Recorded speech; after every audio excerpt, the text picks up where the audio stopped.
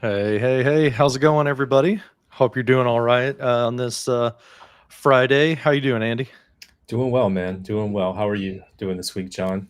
Good. It's been a rough week, man. I was sick yesterday, so I got like a touch of food poisoning, I think, on Wednesday night. So my whole body is hurting right now. Like all my muscles are just like so sore, but I'm getting through it. So it's a nice way to end the week, is hanging out, chatting with you, talking about cool stuff. So, Well, how's your week been?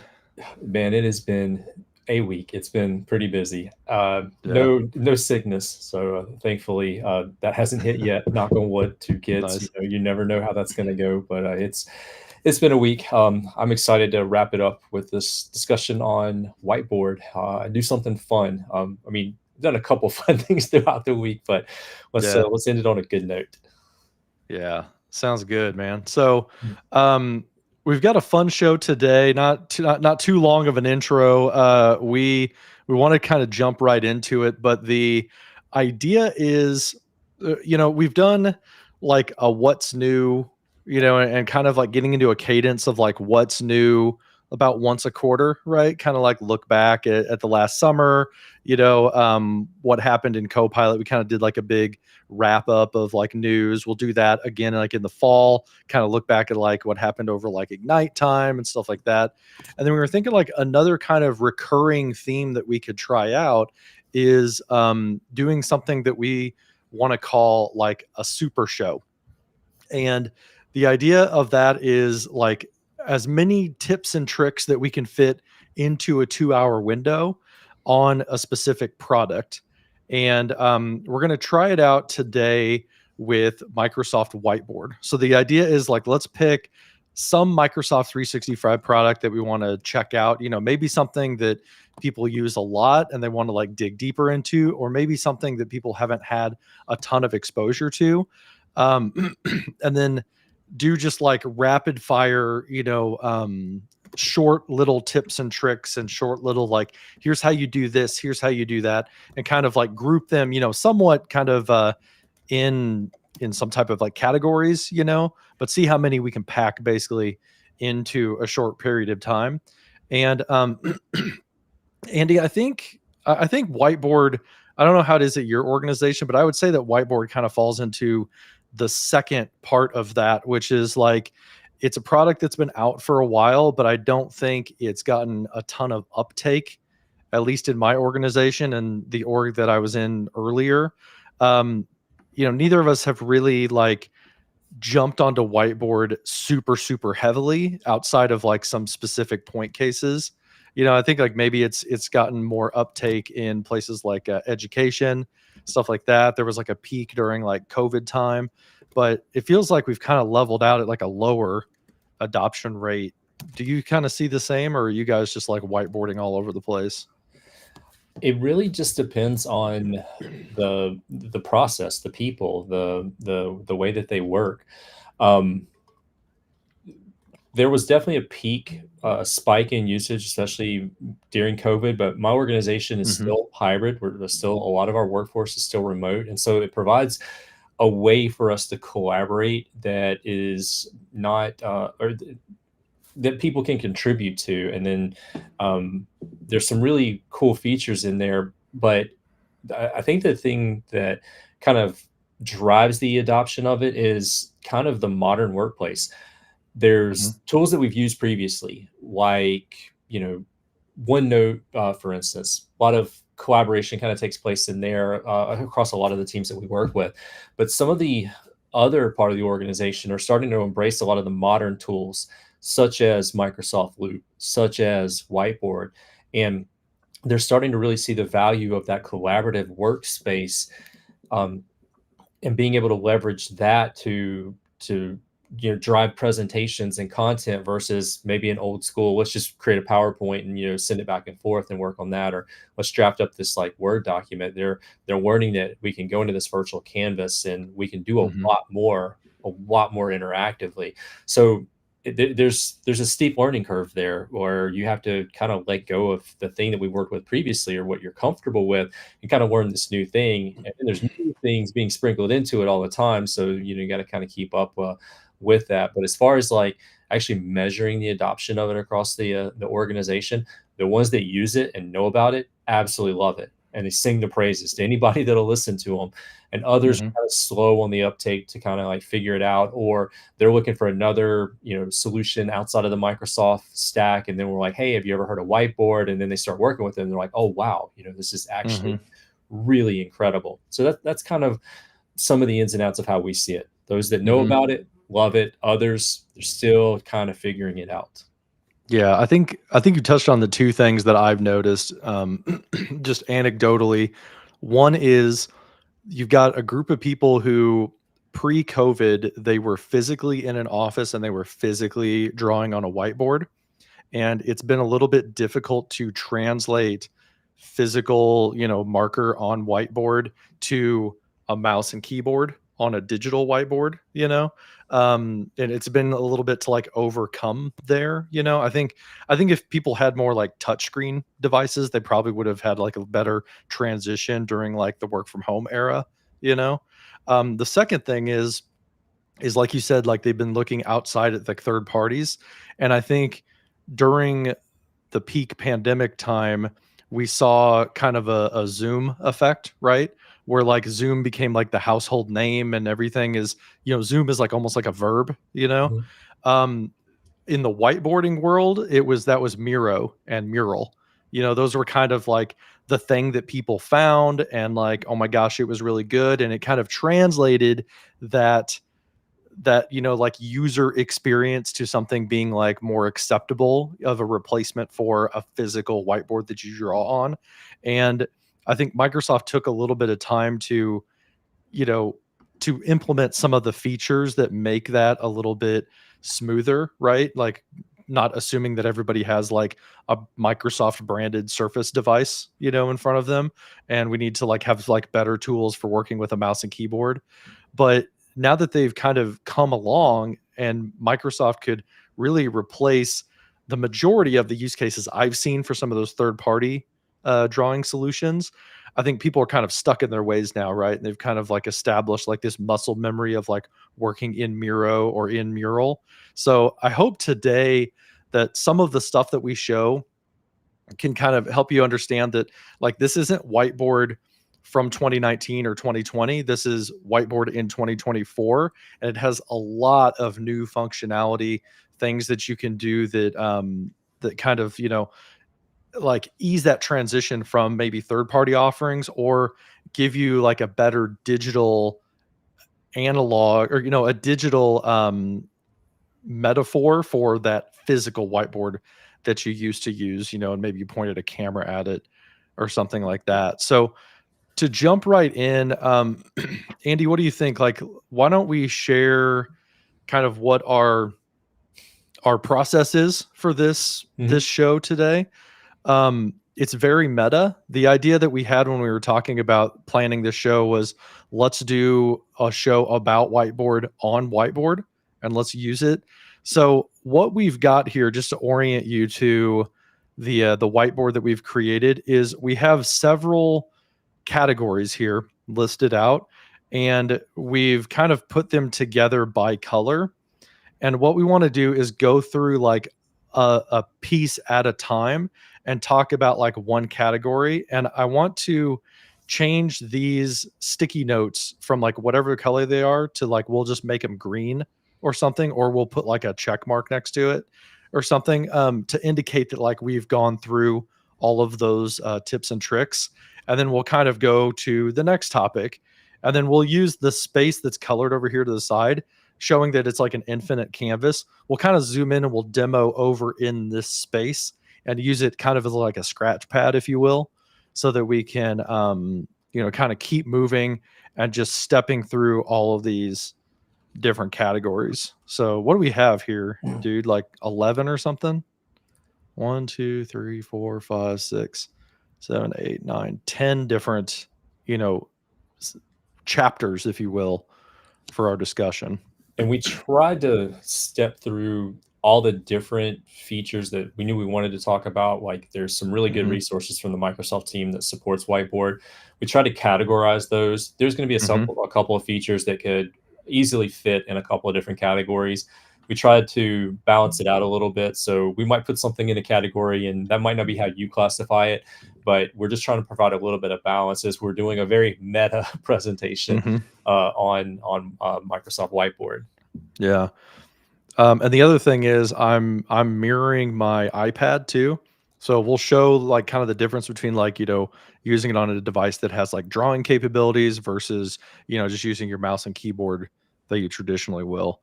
So with that said, you want to go ahead and jump in with Whiteboard in Teams. And this might not be too easy for people to see, so I'll zoom in just on the notes themselves. So the first thing that we wanted to talk about is like what most people will probably do with Microsoft Whiteboard is they'll use it in a meeting, right? And that was kind of how it was back in the olden days when we were all in offices, was that we had whiteboards in conference rooms and we would just whiteboard while we were in a meeting, right? So kind of going along that same type of path, typically you're going to first experience Microsoft Whiteboard inside of a Teams meeting. And I didn't prepare enough ahead on this, Andy. So I'm going to spin up a I, quick Teams meeting I've for already us to got it, show. and I'm inviting you to it now. Okay, cool. Yeah, invite me to the meeting, and then we'll join and we'll show how you'll start a whiteboard as if you were in a conference room and you like stood up and you walked over to the whiteboard. So let me accept your call here real quick. And I'm going to use no audio. There we go. So we're in this meeting right now, and this would be kind of the equivalent of like we're sitting around a conference table together, right? And we're, talking back and forth. And it comes time where it would be easier for us to just visually show something, right? Kind of getting ideas down on a board or organizing something. So the way that you do this is you share it like you would share your screen. The share, tray that comes out has the typical things. You could share your screen, you can share an individual window if you want to. But if you scroll down, actually, where is mine? They moved it on you in this tenant, Oh my God. tenant. Look in the Okay. menu bar Oh, at the there it is. Okay. top. Yeah. So So John was actually now, correct. You might yeah, see it underneath the share menu until your tenant updates, but they've moved it out. It's now a nice. standalone button. Yeah. So I got a Teams a Teams update. Whiteboard is up here in my toolbar now at the top. Thanks for that catch. So if you open this up, you have a choice now. It used to be that every time you started sharing a whiteboard, it would just create a whiteboard for that particular meeting. So we would select new whiteboard in that instance. And this is what I Or see on the other side as John's getting ready to do okay, that. yeah, so it's like loading. John is starting up a whiteboard session, but he hasn't selected his journey yet, right?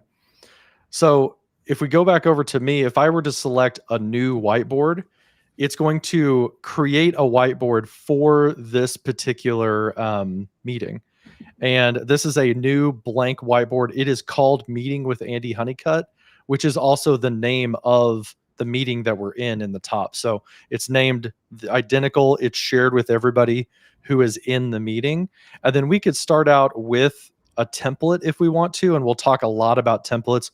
We've got a whole section about templates, or I could start with a blank canvas if I wanted to. And then we've just got an empty space where we can start adding like sticky notes to something, or we could start capturing ideas. We could, click down here and we could start drawing shapes and all that type of stuff. But that's essentially how you would get a whiteboard into a meeting and start collaborating and working together. So that's kind of the first experience that we have.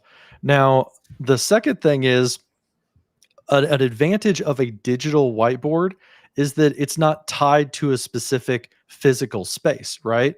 That means that you have a little bit of a leg up from what you used to be able to do, which is, imagine that like you had a physical whiteboard in a conference room. Well, if somebody was meeting in that conference room, you couldn't just walk in there and start whiteboarding ahead of time and figuring that out. But with a Teams meeting, you can absolutely do that. So if I open up my calendar in Teams, I'm going to schedule a meeting ahead of time. So let's say that like at 4 o'clock today, we're going to have a whiteboarding test meeting, and I'm going to like add Andy to it, and I would invite Andy Honeycutt, and then I would just like send off that meeting. Well, there we go. So I've got this meeting like all ready to go. And what I could do is I could start whiteboarding for this particular meeting attached to the meeting like before. So I could do it like off on the web interface and then have to like go find it and add it back to the meeting. But if you've got a meeting on the calendar, if you open it up in Microsoft Teams, you've got these tabs across the top from your calendar. One of those is the meeting whiteboard. So if I open that up and start a new whiteboard for this session, I could go ahead and use a template if I wanted to, and I could start getting my ideas together, and kind of like pre-staging this whiteboard so that whenever we go, at 4 o'clock later on today, when we join this meeting, we could call up that whiteboard by using that same whiteboard button in the top of the meeting.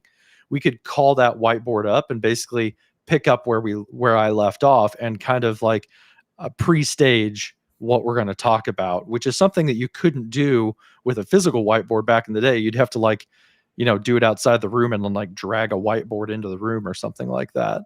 So that's one trick that I have found that's really helpful is, start whiteboarding before the meeting, especially if you've kind of already got thoughts. People don't have to watch you formulate those thoughts on the whiteboard if you want to. It's a great tip. So, Andy, you want to talk about like how do we get to this whiteboard after the meeting's over? Yeah, sure thing. Okay, so I'm going to go ahead and leave the meeting and we'll switch over to your screen. And a question I've gotten a lot from people is like, okay, we're whiteboarding in the meeting. How do I get back to it? How do I find it? Yeah. That's the question also with like loop components is like, how do I find the thing that was happening in that meeting? So there's going to be a couple of ways that we're going to be able to get back to it. We tend to tell our users to kind of start at the beginning of the journey. We have a dedicated way that works across all workstations and experiences for people to get to Microsoft 365, and we direct them to Microsoft 365 Home. So that's like where I'm going to start, and I want to talk about the benefits of doing that. So I'm at Microsoft 365 Home, and right away I see a couple of recommended whiteboards. One is the master list whiteboard that we're using to check off the items. But then underneath quick access, it is going to show me things that I've recently accessed, and I'm going to see the meeting with Andy whiteboard right down below. And if I just give this like a quick refresh, the screen will update, and you'll see like, okay, now it's actually brought that one up into the recommended section. I like this because you don't have to remember the path to get the whiteboard, the folder. You don't have to remember the team meeting that you were in. You don't have to, in some cases, remember which tenant you're in. You can go here and Microsoft's doing the heavy lifting for you, reminding you where that whiteboard is. So this is one way that you can get to it. Now, as we were doing this and we were kind of setting this up, I was getting pinged in my inbox. And so if I head over to Outlook, I'm going to see that I've actually got a couple of links right over here. So the first one that I have from just a few minutes ago is when John created the whiteboard, it sent a sharing invitation to me. So this is in my Outlook inbox. I can use this to open up and I could get back to the whiteboard. But keep in mind, it's an email. You can delete it. You can end up in a folder. It can just get buried in the avalanche of stuff that's coming in. So I don't really like to depend on that. I prefer the Microsoft 365 Home option. Additionally, here's the meeting invite that John sent to me. So like I see the meeting invite here. I do have the option to kind of join the Teams meeting. So I can go right to the whiteboard actually from there. But there's no other option that I'm seeing here to be able to get to that. So next case, I'm actually going to head over to Microsoft Teams. Now I'm in the previous meeting. I'm still there. I'm going to just head over to like my calendar on the side here. And in the view that I'm actually working with, I'm in the agenda view versus Hmm. like the week or the day view. I'm in the agenda view. So it shows me the meeting whiteboard test here, and we've got some options like how we want to show and participate. But I'm just going to go ahead and like click on that, or to view the details of that. So just double click to view the details. And as I go and I start to view the details for this particular meeting, as John pointed out, right along the top there, I'm going to see that meeting whiteboard option that I could go into. Yeah. So if it's been very recent, you can go through, kind of like the recommended view and see like what recently happened and what's recommended for you on office.com. Or if it's like been a little while, but you know that it was associated with a specific meeting, you go through your calendar, and that's kind of like the chronological way of going Yeah. back and finding the whiteboard. And Um, I just want to extend, Personally, I there's a find that couple more. I go through the calendar personally whenever I need to go back to a whiteboard, just because I'm thinking like, oh, this was a meeting last week, and it's usually kind of later on that I have to go back to a Yeah. whiteboard. There's a couple of other methods that kind of extend off of that, and the next one I want to mention is actually my preferred method. I'm a real big fan of the Meet app. If you don't Mm, see that in the left-hand navigation of Microsoft Teams, you can just go down to the More menu, and you can just look for Meet, and it should show up as an app there, and then you can pin it. I like the Meet app because it does show you upcoming meetings based off of like your calendar, but it will also show you things like content. And so, like after we participated in like that scheduled meeting, my meeting was an ad hoc meeting. Once we participate in that scheduled meeting, you'll see not only your meetings here, but you'll also see a list of things that were interacted with during the meeting, things like loop components, and you'll be able to quickly get back to your whiteboard. So I really like the meeting or the Meet app because hmm. it brings like all of that together. And then the last method, I don't really that I want to talk about just here in Teams. I don't really like this one as much because it's a little convoluted. But if you go into chat and then you um, go down to like maybe the meeting that happened previously, you should be able to go through and add a tab and like pull back up some of the things that you worked with previously, or if it was added as part of the meeting, you should be able to quickly get to it. But you've got to go through all of your recent chat history, and some meetings have similar names, and that one's a little bit harder to get into. Hmm. And then the last method I'm going to mention is head into Microsoft 365 Home, and I'm actually going to head to Whiteboard Home and pull up Whiteboard Home, and you'll see some of the whiteboards that you've worked with the most recent in the upper left. And then as you go from left to right, top to bottom, less recent whiteboards are going to start to show up underneath that. And the thing that I like about the whiteboard web app way of like getting back to something is that you've got the visual preview of what is on that whiteboard.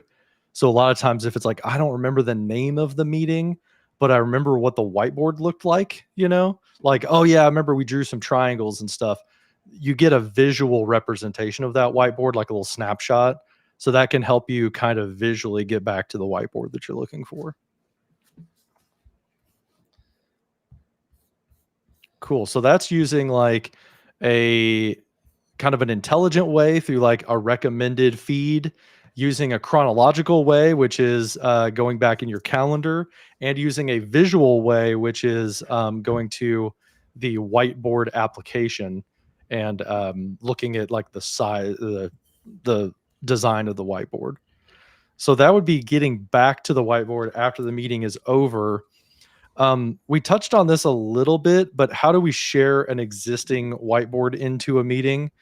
Andy, do you want to do this one, or do you want to invite me back to the meeting? I ended up dropping out of the ad hoc one that you made.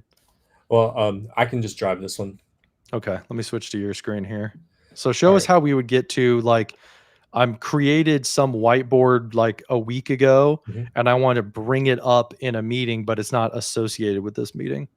All right, so I'm back in the meeting. I'm going to head over here to the new whiteboard pop-out option that's not underneath the More menu. We'll bring that up. Our This one is starting a whiteboard, so this one's actually going to pick back up from where we actually were. the previous whiteboarding session. So I'm going to go ahead and actually skip this. So we're back in this previous session because it's tied to the meeting. But if you go to the home icon in the upper left-hand corner, that's going to take you to what Microsoft calls the whiteboard gallery. And from there, you're going to be able to see additional whiteboards, and you would be able to pull one of those up into that meeting and then share that as part of the collaboration experience there. Mm-hmm.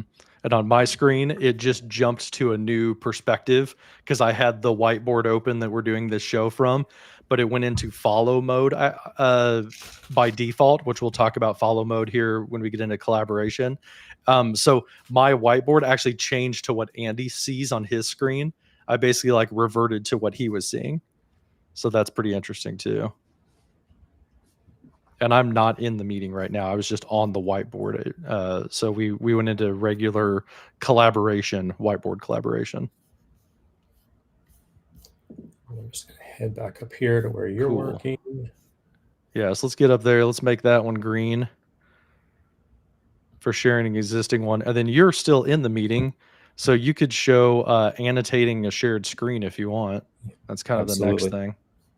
Which the annotating a shared screen, we have an entire episode just on annotating a shared screen.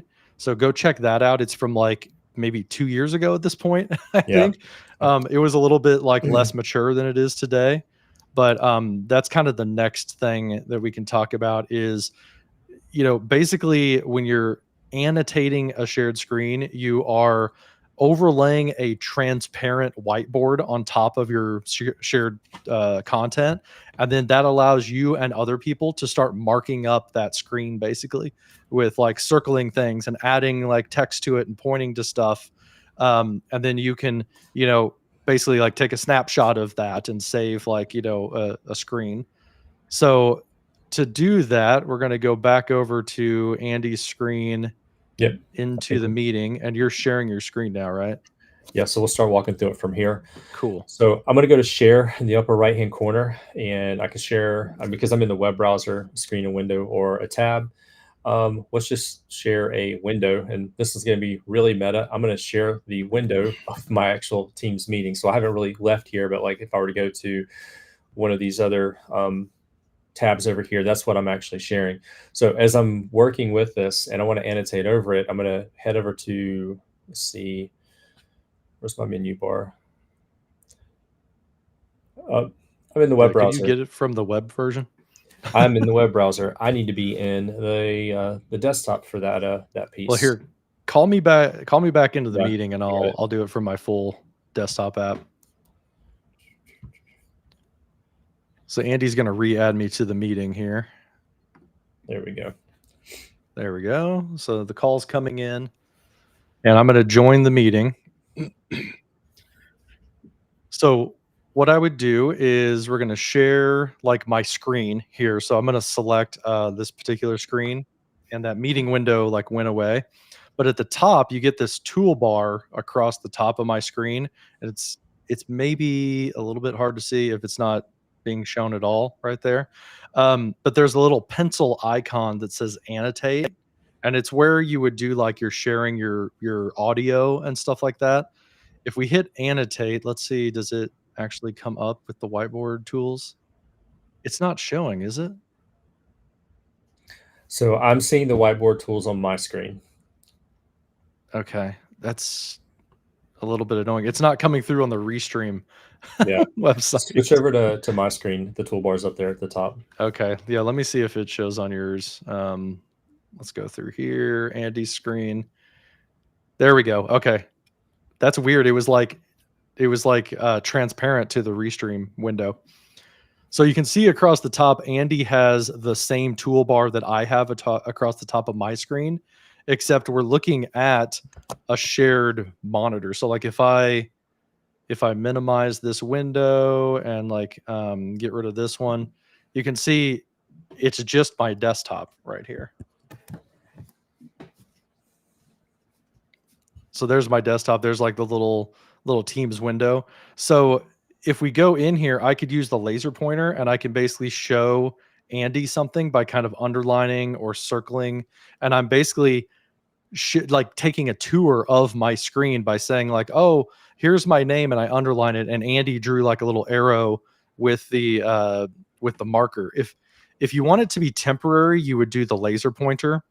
If you want it to be something that stays on screen, you could do a pen. So like I selected a red pen, but I could change a color and I could do like a rainbow pen, and it stays on the screen. It doesn't fade away, if you will.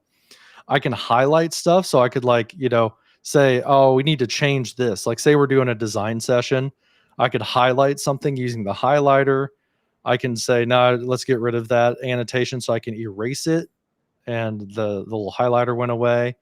You can add reactions to something. So this is something I've seen in meetings before, is they've said like, put a star over this area where you agree on this side of the board, or put a star on the right-hand side if you agree with that statement.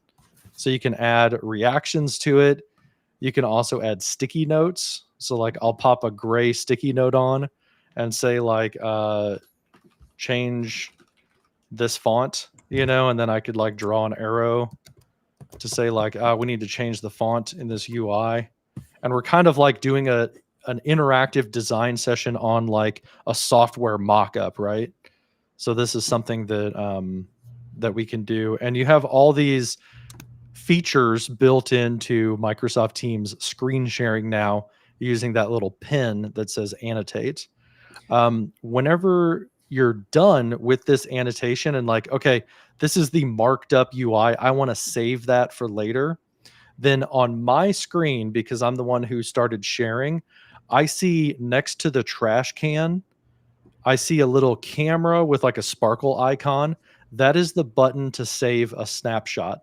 So I'm going to click that, and now it has saved that snapshot to the underlying whiteboard that was in this particular session.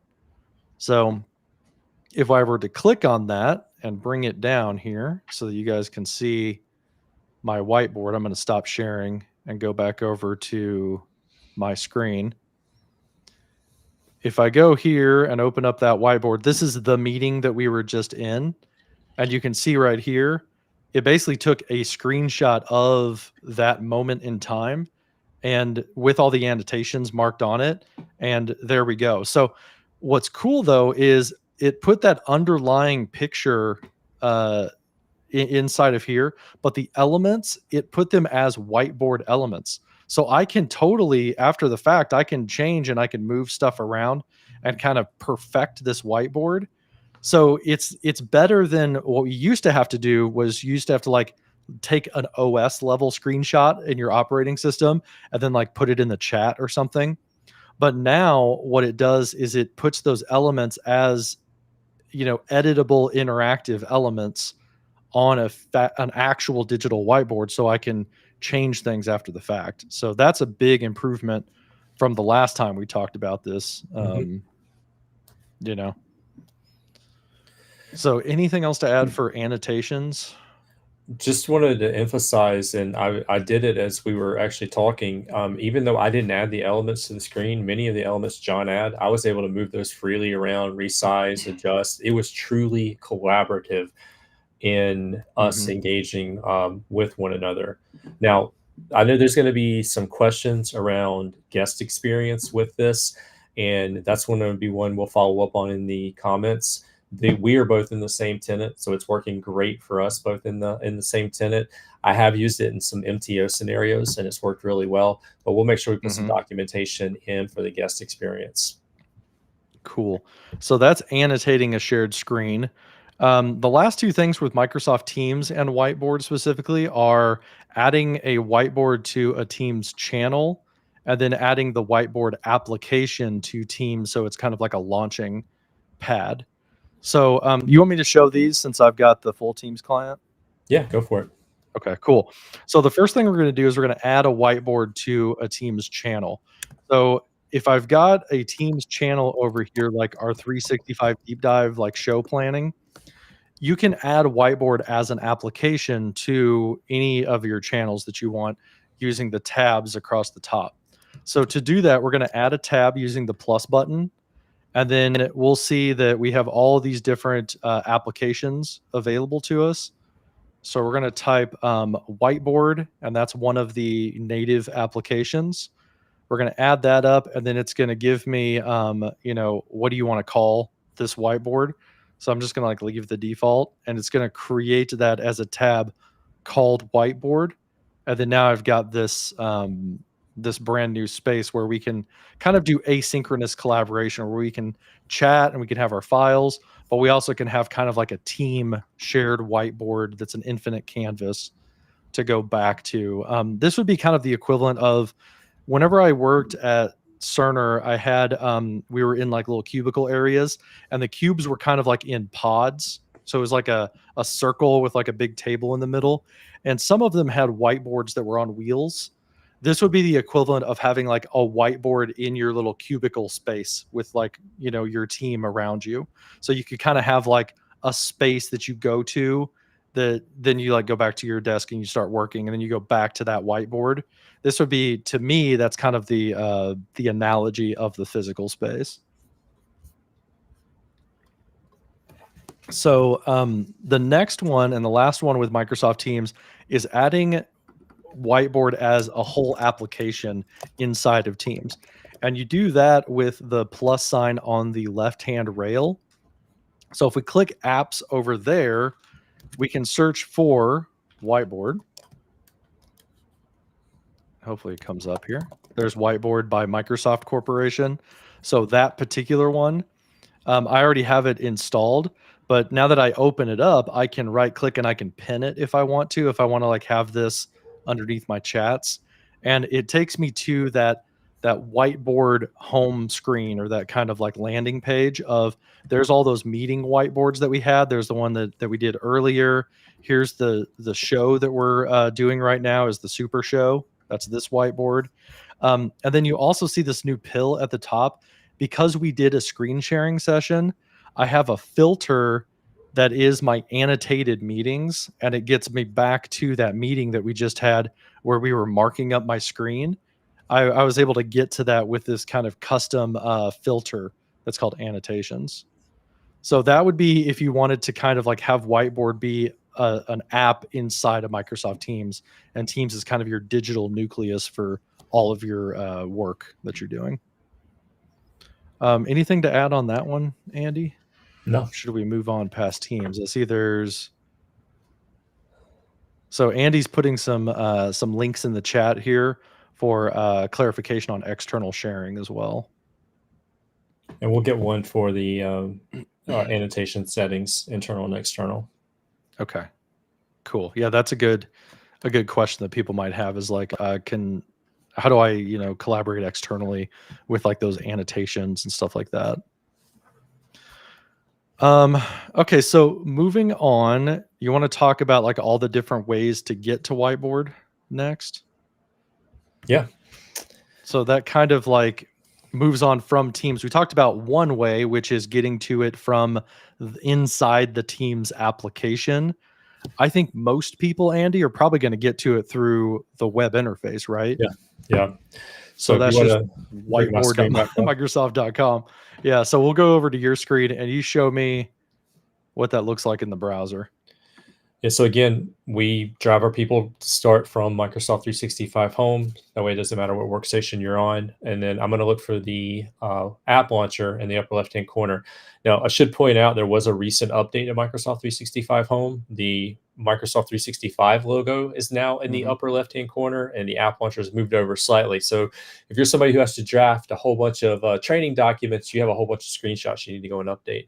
Yeah, but that threw me off like 2 weeks ago. I got the new UI. Yep. I got to figure out a better way to manage those training document screenshots. All right, so from here, I'm going to go to the app launcher, and I'm just going to pull up Whiteboard. And as John mentioned, the physical address is whiteboard.office.com, but we drive users to Office Home, and then from there, that way, if bookmarks or things like that change, we're relying on the app launcher, kind of building that muscle memory into teammates, so that when links break, that they can still get to where they need to with minimum friction. Yeah, Microsoft overall is going through like a URL transition process where they're going to cloud.microsoft, right? So like the loop URL that recently changed to like this .microsoft URL, Whiteboard, I would imagine, is probably going to be one of those as well. In the near future, it's going to Yeah. be a different URL. I believe forms also have the same thing happen. Yeah. All right, so here we are, whiteboard.office.com, and then we can get started pretty quickly from here. So I'm going to go ahead and segue into the second point that we wanted to make. This is my web browser. So I'm on a Mac. I'm using Edge, but this is my web browser, and and I'm going through Edge in order to get to it. But the Edge web browser and Chrome web browser actually both support the ability to add this as an app. It's actually called PWA, a progressive web app. And so I can install this on my desktop. So I'm going to go ahead and I'm going to install this. And again, this works on Chrome as well. It's a very similar process, but it actually creates a folder for me where it shows everything that I have installed as a progressive web app. It's in my Edge apps. And then I have this now as an app on my desktop. I'm on a Mac. This works on a Mac, but it also works on a Windows PC. And so you can have this as a standalone, and you have the ability, if you want, to even pin that um, to the dock or to your taskbar down at the bottom, so that you can quickly just get right back into it. It has all the features of working in the web experience. It's halfway between a web browser and an actual desktop app, and in some cases, Microsoft's using things like this to add extra capabilities to some of the apps and services. There's some extra capabilities in the Microsoft List progressive web app, as well as the OneDrive progressive web app, as it amounts to being able to cache and like access local data quickly. So that's pretty cool. But I got the whiteboard right here, fully functional, and I'm able to start my collaboration on it as a kind of a standalone app on my desktop outside of the web browser. And that gives you options, like maybe you want to go split screen with it. You would be able to do that and kind of have that side-by-side window and work together.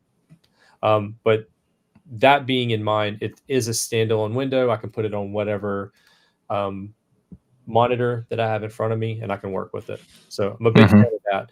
But I'm going to show one more thing before we move into the last one. So I just showed you the snap to grid kind of option to put this side by side with maybe something else that I'm working on.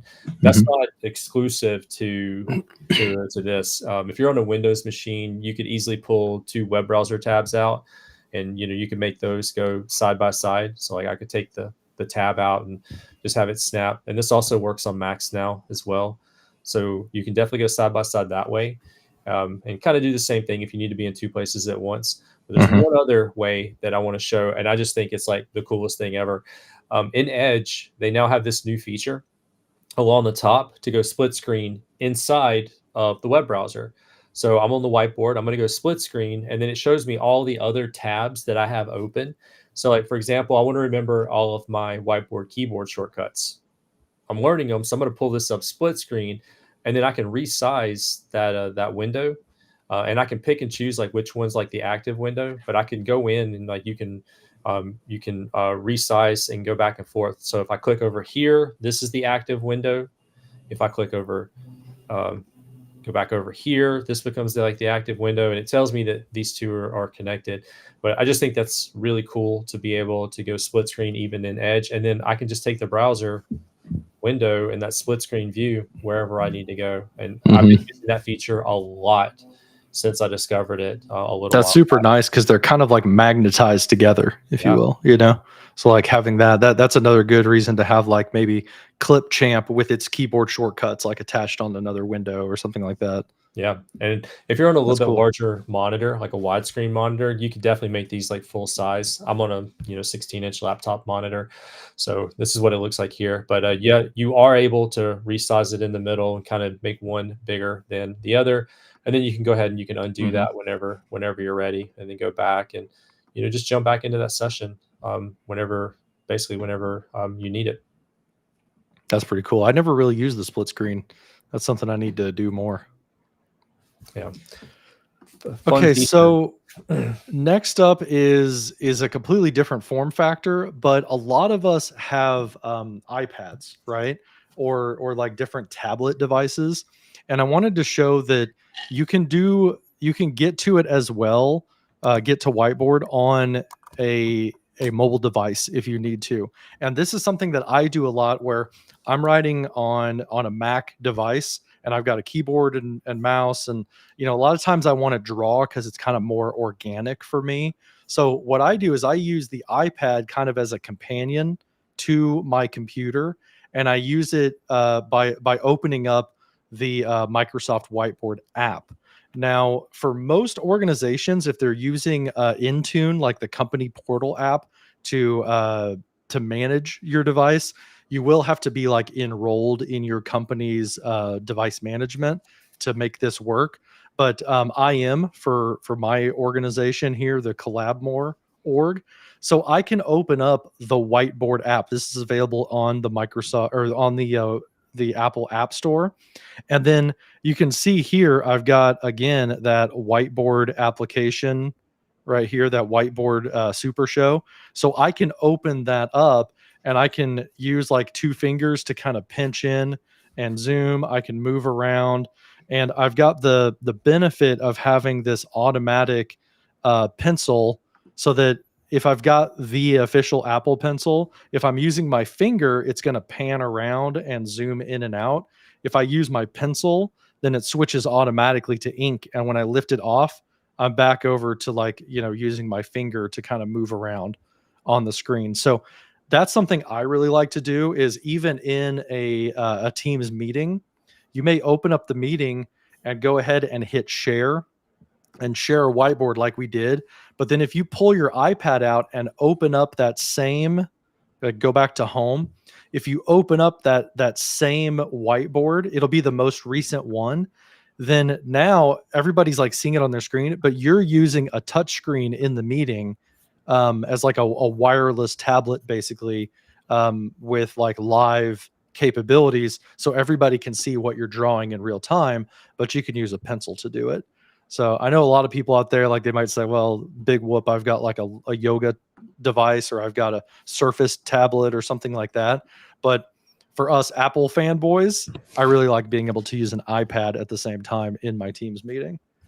So that is the iPad with a pencil, and we'll talk a little bit about that again when we get into the drawing tools.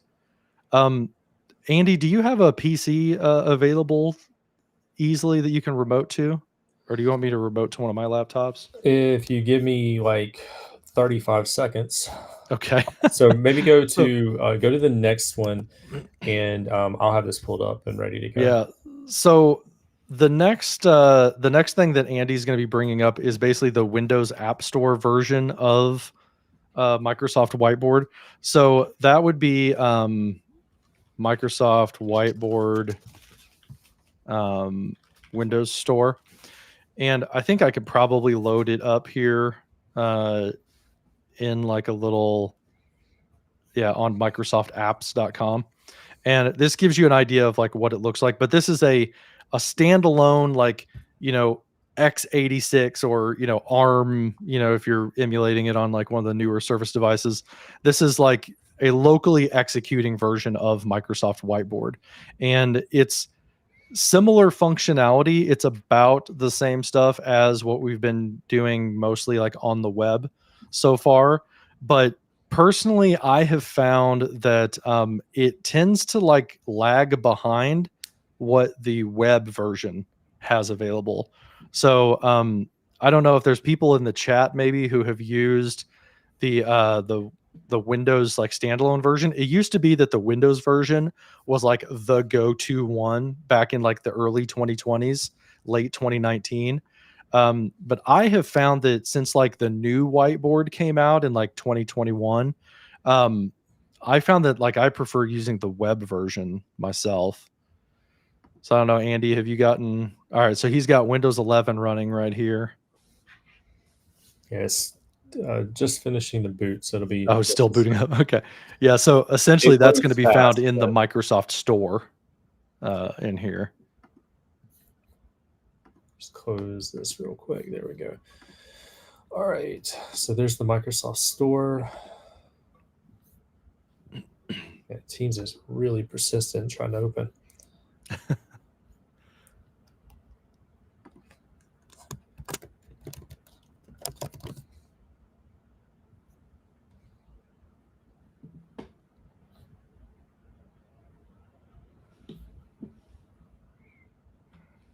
And we can see there's a few different options actually popping up there. So Whiteboard, Microsoft Whiteboard, and then the Microsoft Whiteboard app. I'm just going to do Microsoft Whiteboard so we can see the Yeah, it's going results to do a there. search. There. So there's Microsoft Whiteboard. It says that it's owned. I can go ahead and install that.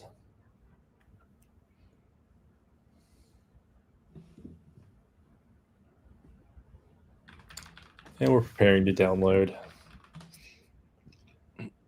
But it's going pretty fast.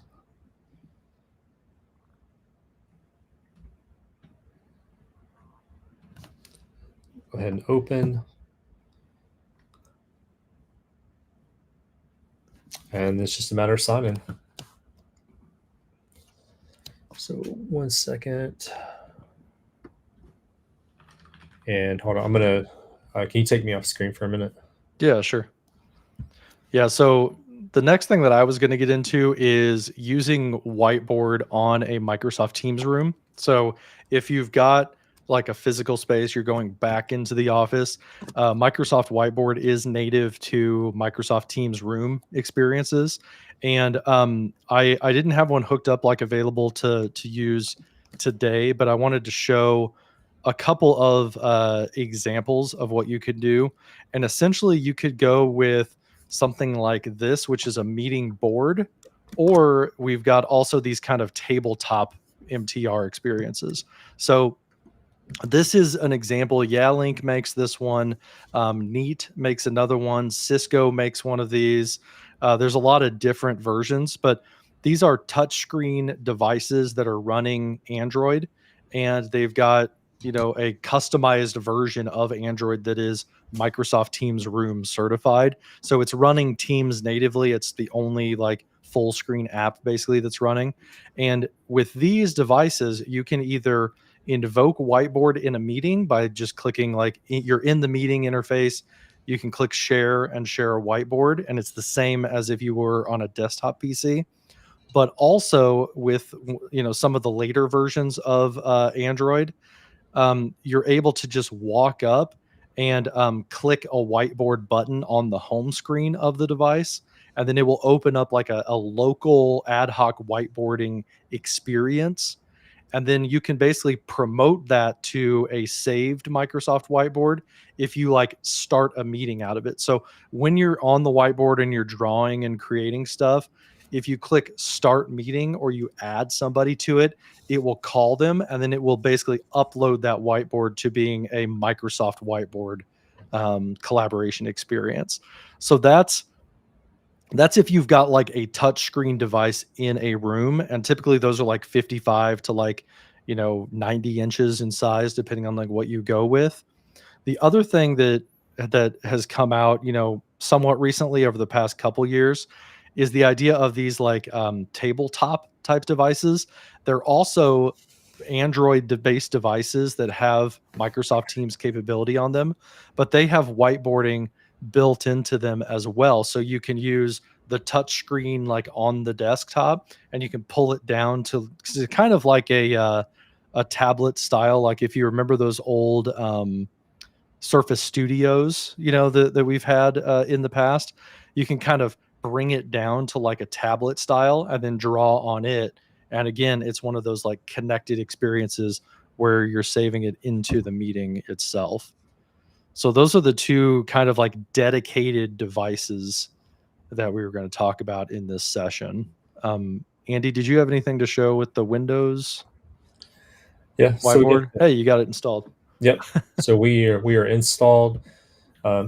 Just took a minute, but we are installed and we're logged in. So these are the same whiteboards that I had previously. I can go into the Whiteboard Super Show and I can participate right from here. It's going to give me a tour of the whiteboard. That's great. But you see all the controls and everything exactly the same actually as what we have on the web experience.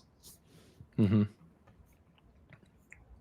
So to wrap up like the different interfaces for Microsoft Whiteboard, I wanted to have like a short discussion of like what do you think is the ultimate home setup, or like the ultimate, like we both work from home primarily and we're going to be doing whiteboarding. Like what do you think is the best way to go? Have you tried different formats in being able to whiteboard? So I've tested it on MTR. I've tested it on Windows, Mac, as well as on my tablet.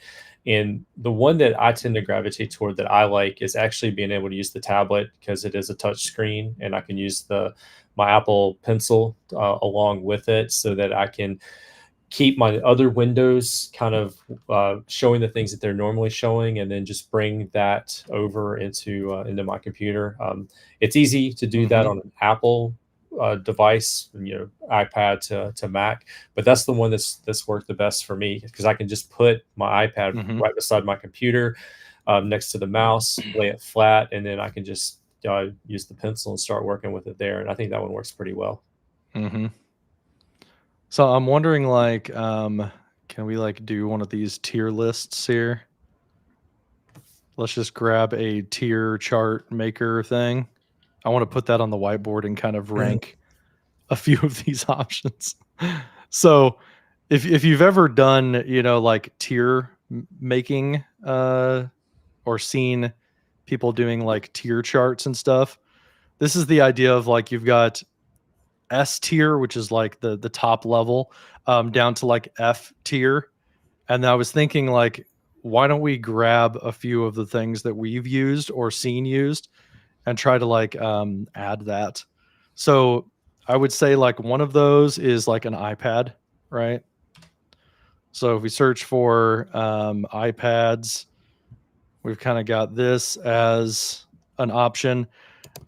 I think this is a pretty good option, in my opinion, but you have good drawing capabilities, but you have the overhead of you've got to enroll your device into device management if your company uses that.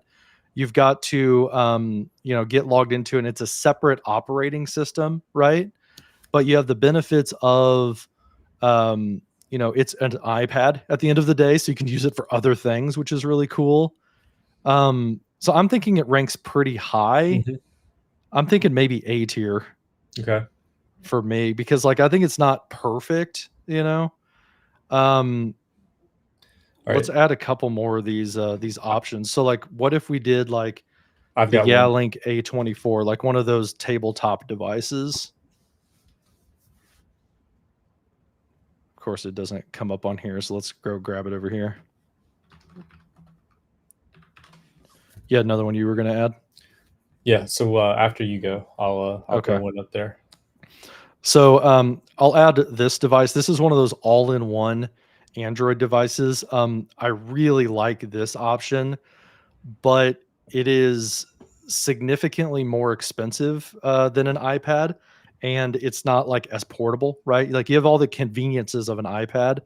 I think I would rank this under the iPad, maybe like B tier for me, because I have tried it and they do work as an amazing on your desk device, but it's not quite as portable. And you do have like the touch screen capabilities, which I think is excellent. Go ahead. What was your thing that you're going to add? All right. So I'm gonna go ahead and insert my sticker, and uh, I'll make it a little bigger so we can like chat about it Hmm. on the screen.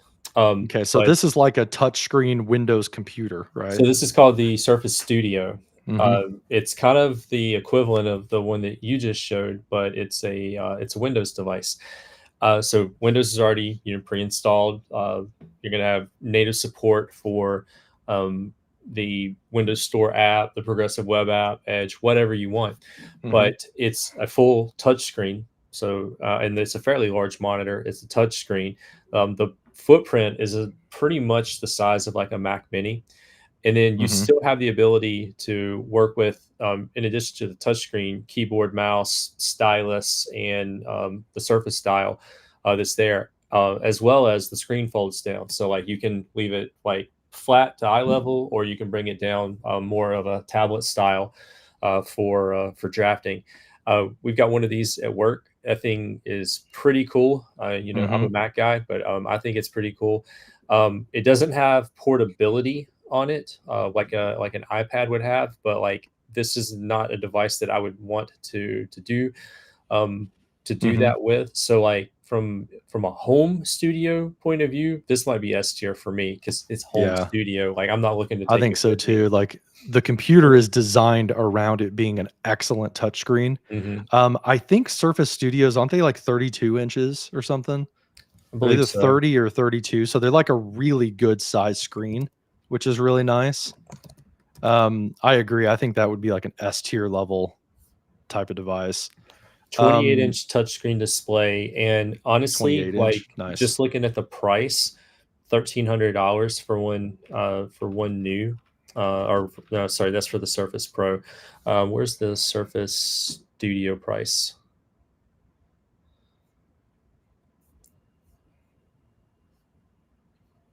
All right, so it's a little bit more expensive, $4,500. But I mean, we are talking ultimate home studio. Hmm. So that's a pretty good option. This is an option that I think you have tried, but I haven't been able to try yet. And that is a portable touchscreen monitor. Yep. So I have a portable monitor that I use. It's actually what you guys are looking at right now. It's a little 15-inch monitor that just has HDMI in and USB-C in, and it's crazy thin and it's really really cheap. But you can get touchscreen versions of these for a little bit more money, and I think this one might be one of those either A or S tier types of devices because, again, it's portable. So you've got the ability to take it on the go with you. And it's like the same size as your laptop. So you just kind of sandwich them together. So I would say that probably this is one of the better options because also it's going to be all built into your computer, like your operating system. It's just going to be seen as like a USB touchscreen device so that you can draw on it with a native thing. But Andy, you've actually tried one of these. Mhm. Do you think it's as good as like a Surface Studio, or do you think it like is the Windows experience as nice with it? Results will vary by manufacturer. Okay. There's some that are a little bit higher quality than others. I have the 16-inch ViewSonic, and it's a touchscreen enabled, stylus enabled, um, portable monitor, Hmm. along kickstand, and it's got a couple of like HDMI and USB C ports in the side. Um, but your results are going to vary with the touchscreen interactivity. For example, ViewSonic has proprietary software that works pretty well on Windows, doesn't work well at all on a Mac. So Hmm. with with that in mind, the experience is kind of lacking because the touchscreen interface is really gonna vary from manufacturer to manufacturer. I would consider ViewSonic a little bit higher on the scale for a quality device versus like some of the Hmm. knockoffs that you might Yeah. find on Yeah. like Mine's like an Amazon. InnoView or Yeah, something, like some no name brand. Yeah. but if you don't have an iPad, it's not a bad second option. Hmm. That does give you some of that So, touchscreen capability, but the price, like $150 for one of those, like that's really appealing. yeah, they're really cheap. I would think the two things I worry about with like a touchscreen monitor is responsiveness. And again, like that's probably more to like manufacturer and how much you're willing to spend. The other thing is when you're talking the Surface Studio, the nice thing about the Surface Studio is it's got like a multi-function stylus on it. So like I think if I remember right, can't you like turn it around to erase using the back of the pen? Mhm. Plus, you've got this Surface dial that you can use to like access other tools quickly and stuff. Like the navigation using a Surface device, I think is kind of S tier level. But I don't know these styli that come with the like kind of dumb touchscreen monitors, they're not gonna like have like buttons to switch tools and things like that, right? Yeah. Okay. I think that kind of knocks it down, in my opinion, probably to like maybe A tier, like behind the iPad. I Because would with the probably iPad, drop like it the down to B. pencil is so good, you know? No, based off of just like the responsiveness and the way that it varies from manufacturer to manufacturer, I'd probably drop it down even into the B tier. In like B tier. Okay. Yeah, because I think honestly, like there's gonna be probably I don't know how many of these we're gonna go over, but like there's gonna be some other devices I think that are gonna have a definite leg up on what you're getting out of Hmm. the affordable touchscreen portable monitor. Okay.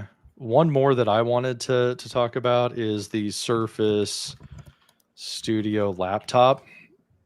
I think this might be the top tier A tier device because this one kind of solves the problem that you have with portability on the Surface Studio, in that it's your laptop and the screen kind of splits and comes down flat. And then it's got all of the native, built-in Windows support for touchscreen capabilities. Um, so I think if you're game on that one, I would say that this kind of bumps in front of the Surface Studio. What do you think? I mean, it's got portability. It's Hmm. more affordable And like price. it's Yeah. newer, so it's got like the latest chips and stuff like that, you know, where the Surface Studio I think is getting a little bit long in the tooth. I don't know if they've had an update terribly recently. I don't know when they were last updated, but ours is still going strong. But we've only had Yeah. it for a couple of years. Okay. So maybe both of these are S tier. The iPad is pretty dang sweet if you're just willing to it takes like a day of just figuring out how to kind of seamlessly like bring it into your meeting, you know. I think it's not a huge deal at all to just like I refresh my whiteboard app, I see the whiteboard, I open it, now I'm drawing. So Yeah. I think that's pretty dang strong. And then you get into these kind of dedicated device like the Link, it's very expensive and it's also Mhm. limiting. You got, there's a lot of kind of junkware when it comes to like portable screens. What's this guy? Is this one of the like Lenovo Yogas? Yep. Or Yeah. So is it's with Lenovo the one that makes it? yeah, it's a Okay. Lenovo Yoga. There's an HP that's kind of the equivalent. And I think a lot of these are going to fall in like the same class, but you get that touch Hmm. screen. You get the ability to rotate it around, either face you in the keyboard or face away, even fold flat if you need it. I think just extending off of the Surface laptop that you were mentioning, Hmm. it's important to point out that there are a few others that have some touchscreens like this that are Windows based operating systems. So you're going to get the full Windows whiteboard experience, touchscreen enabled. But then they do some interesting things like the ability to flip the monitor around, to fold it flat as a tablet, or in some cases, even detach it as a tablet. So that laptop actually becomes two devices. As far as like from a home studio like perspective, I'd probably drop these down to like A tier because I'm gonna have like I like the experience of having separate monitors and kind of working from Hmm. there. And so like I would still need to plug this into a second monitor, and because the touchscreen would also be like my main display, like I might actually lose the screen that way versus like maybe putting an iPad off to the side or like a Surface um, Studio as like the fold flat and come back up. Like um, Hmm. you know, that's just kind of my thoughts on it. Okay. Yeah. So that's a really good option too. And it's also like that native all in one. I think, are there any others in your mind that you can think of? Because I got two more just quick ones. I mean, the only other one that jumps out is the Surface Hub. Those are not cheap. Um, Hmm. it's a 32-inch touchscreen on wheels that you can pretty much take everywhere. It's Hmm. nice, but they're not cheap. So if you have the ability to have one of those in a conference room at work, like definitely take Hmm. advantage of it. If I had the disposable income to just throw one of those in my home office, yeah, I would absolutely do that. But based off of the price, Hmm. I don't know. That probably sits somewhere between A and B for me. Yeah, why don't we say that that's more like A tier? Because it is pretty awesome, but again, it's like a whole separate. Yeah. like thing that you have to manage, and you have to physically get up from your desk to like go interact with it and stuff. And have room in your office. I don't want to get rid of my futon. Yeah, true. I mean, you could do like iJustine and you could play Xbox on it, right? Put a sandwich in it. Yeah. So the last two things that I'm thinking are a MacBook and just a plain non-touchscreen laptop. So if I bring those two up here, here's like, just whatever Dell laptop you can find out there. For me, if I had done this tier list, I don't know, like 3 years ago, I would have said that Apple was F tier and that Dell was like C tier, right? Because back in the day, you remember like what happened was that Windows app was like the best way to use Whiteboard because the web app was like falling behind. It wasn't, like you were stuck on the web app if you had an Apple device. But in my opinion, now that the web app has surpassed the Windows standalone app, my opinion is I would ditch the Windows app. I would live on the web application, install it as like a progressive web app. And then I think both the laptop, like whatever flavor of laptop you choose, I think is probably equal at this point. And I would put those behind all the touchscreen options. But like, I don't think it's that bad. Like, I think it's like average or above at this point because I can't hardly think of something that's like below a C tier at this point because the web app has gotten so good. Yeah. And I think it just speaks to the engineering team and the product team behind it. They've done a really good job of, it took a little while, but they've done a really good job of getting this to a place where pretty much you can bring any device to the party and you're going to be able to have a pretty good experience across all the different devices. So that is our totally unofficial, totally unplanned tier list of like I did not know we were think doing this until we did this. I know, dude, this just popped in my mind. I was like, you know what? Let's do a tier list because like there's different gadgets and both of us love to talk about gadgets, and like we try all kinds of crazy stuff in our home offices. So I was thinking like, why don't we just lay out what we've tried or what our, kind of informed thoughts are about these things and try to put them on a board. So we'll totally clip this and make this a video and it will be not at all controversial and not at all upset a bunch of people. But that's my feeling on it is like, if you got the money to spare, you can get pretty sweet stuff, up here to like Surface Hub.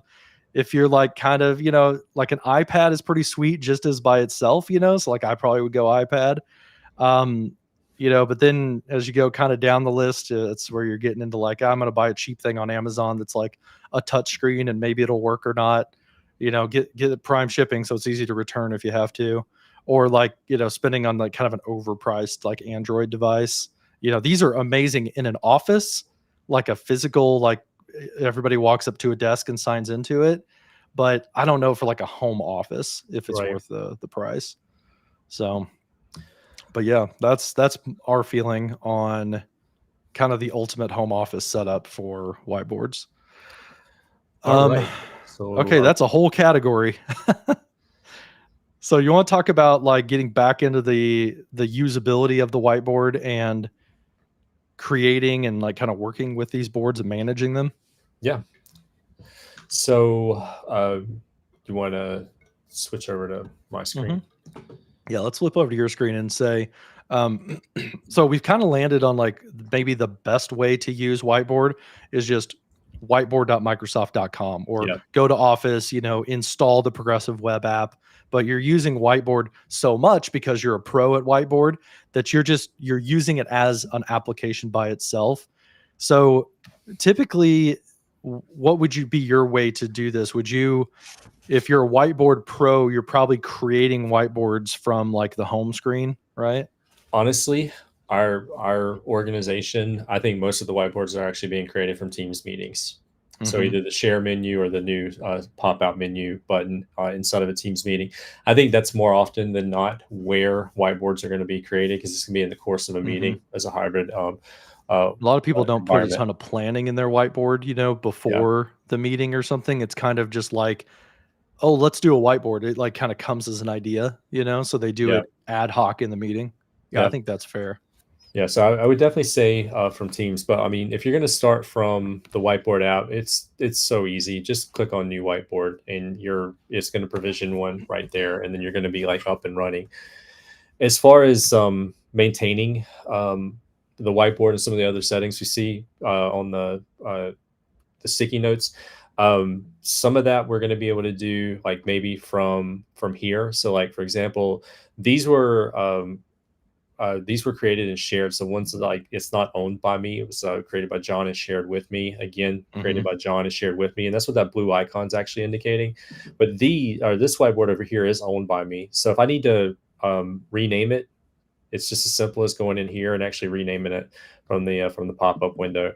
Otherwise, if I need to delete it, deleting it is right there. That's an option that we'll be able to do pretty much right away. And then you still have Hmm. settings in the upper right hand corner where you can go ahead and turn on some features that are going to apply across a few different whiteboards you're going to work with. So like the enhanced inked, whereas you sketch out a triangle, it just makes it a nicer triangle, oval, square, rectangle, whatever.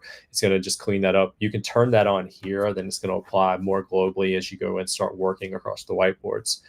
But I'm Hmm. actually going to open up this previous one that I have here, because the other thing I want to point out as we're maintaining these is that in the upper left hand corner, you can click on the name of the whiteboard, and then you're going to be able to rename it inside of that menu. So either Hmm. with it open or with it closed, you're going to be able to rename it. And then I'm going to head over to the gear icon on the far right hand side of the screen, and you see like I still have the ability to turn on the enhanced ink shapes Hmm. independently of like the global setting that I have here. And then you see the additional options here, but just notice that there's no way to delete the whiteboard while you're in the whiteboard. Hmm. So switching over to my screen, I have a lot more whiteboards than you do because like this is my tenant. Um, what Andy showed with renaming, I think that is critical. So like step one, right, is hitting the new whiteboard button. If you just do that and then go on your merry way, you're going to end up with this problem that I have. Whiteboard 3, whiteboard 2, whiteboard 1. It auto names it whiteboard and then it just puts a number after it. So two steps to creating a whiteboard in my opinion. Here's your rule. Click a new whiteboard, then the first thing you better do is go rename that sucker because otherwise it's whiteboard 4. So, think about what you want to call it so you can get back to it easily. And, my cool whiteboard, and then hit the little like checkbox and rename that bad boy because otherwise you're not going to know what you're looking at if these all are automatically named. So that takes us from like creating a whiteboard, step number 1, to renaming the whiteboard. That should, unless it's associated with a meeting specifically, in my opinion, you should be renaming every whiteboard you create. Give that thing a title. So, and then you talked a little bit about deleting a board, which, as Andy mentioned, yeah, I can't delete this board while I'm in the board itself. So the way I get to that is I got to go back to the home screen right here. So I click home, and then on that whiteboard I created earlier called My Cool Board, I click the dots, and I'm going to click delete, and then confirm that. And then I'm going to delete this next one and confirm that. I don't think, Andy, there's not a way to multi-select these, is there? Not that I'm aware of. So it doesn't look like I can like select. Let me see if it's that way on my iPad. So if I go into my iPad, no. So there's not a way to like multi-select your whiteboards. You're going to do them like one at a time and kind of clean up your old stuff by deleting them. So that's creating a whiteboard. That is renaming a whiteboard and deleting a whiteboard.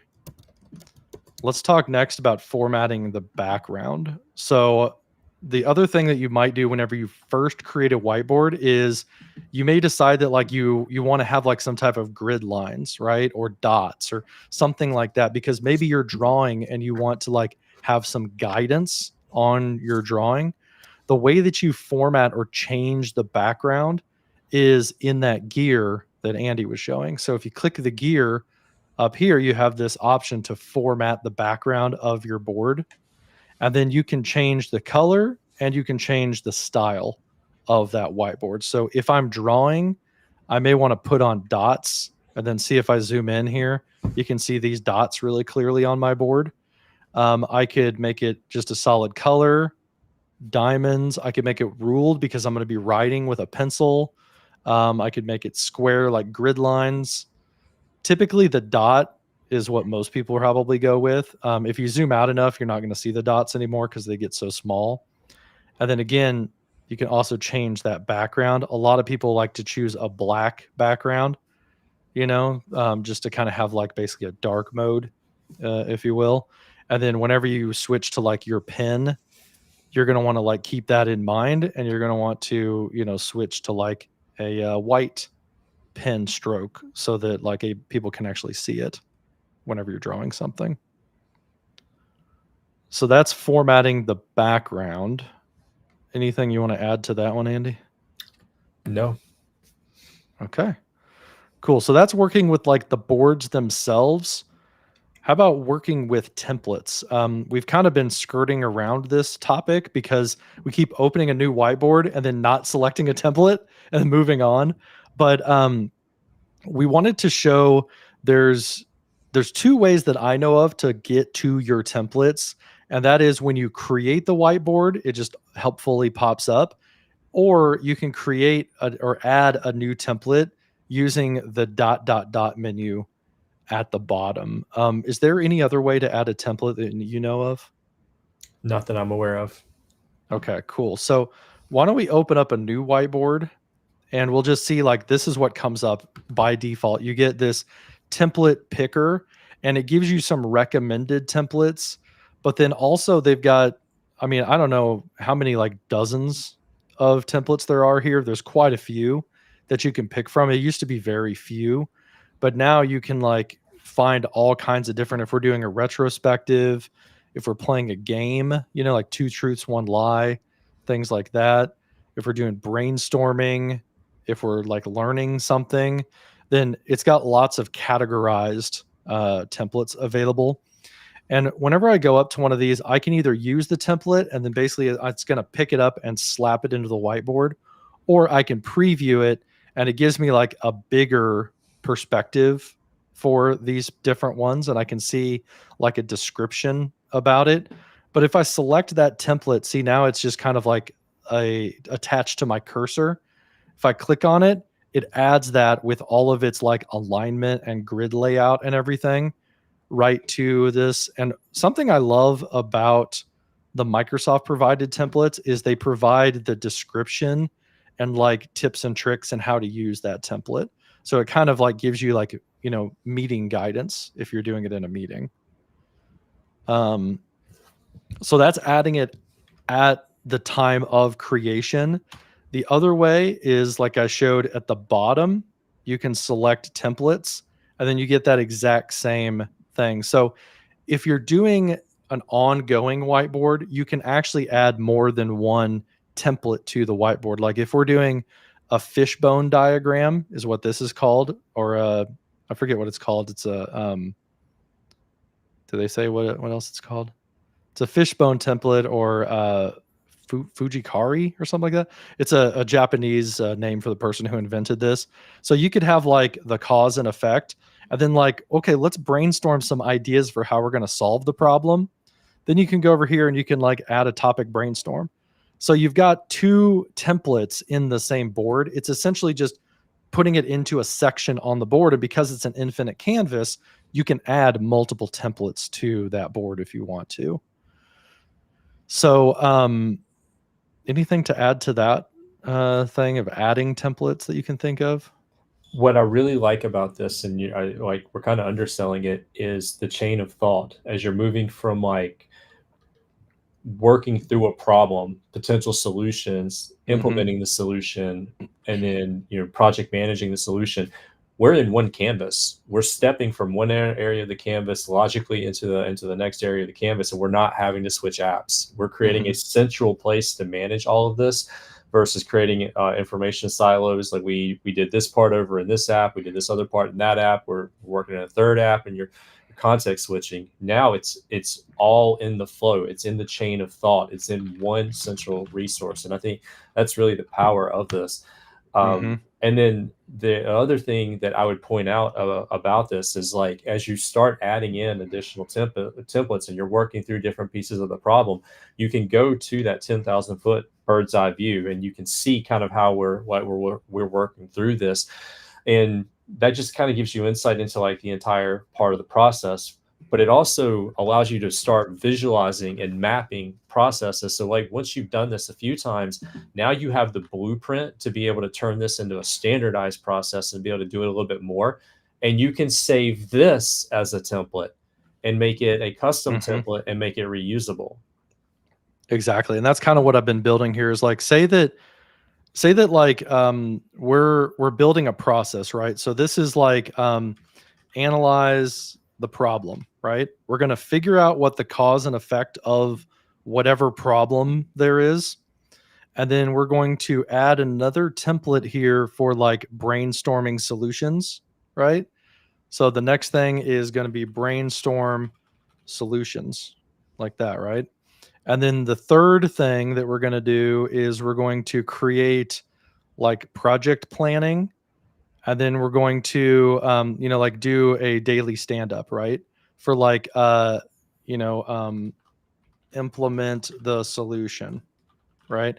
And say that like you're essentially customizing your like, incident debrief, right? Figure out what the problem is, figure out how to fix it, and then go execute the fix, right? So you kind of got like phases.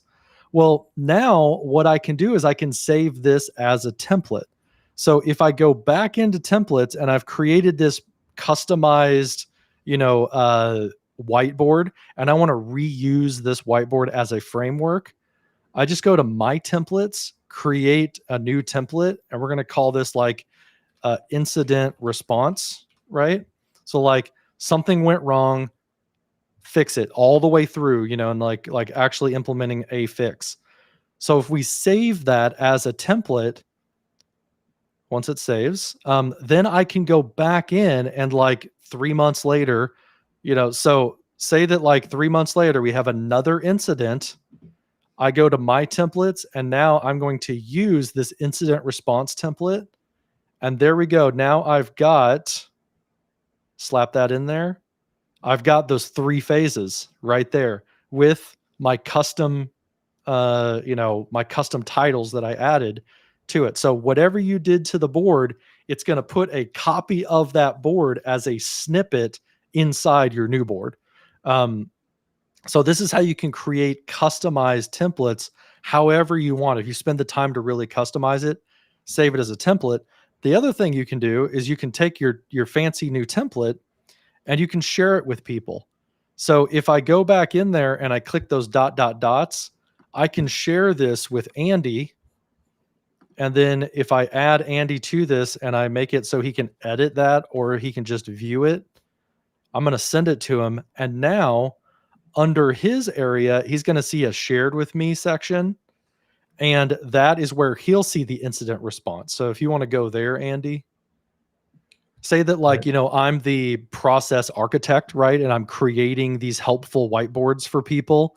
And then Andy is on the incident response call center team, and he's like an incident manager. He would go into Whiteboard. He'd create a new whiteboard. And then from his shared with me area, he's going to see that template that I created for him, and he can use it. So yeah, click use, click to slap it on your board. And then now Andy is running this incident with something that somebody designed for him.